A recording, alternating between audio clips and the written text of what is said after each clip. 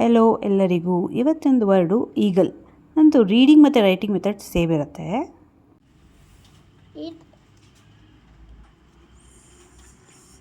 Can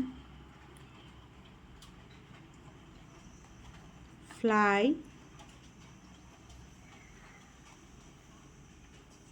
ನಾನು ಈ ಥರ ಡಿಕ್ಟೇಟ್ ಮಾಡ್ತಾ ಹೋಗ್ತೀನಿ, ಅವಳು ಅದನ್ನು ಬರಿತಾ ಇರ್ತಾಳೆ.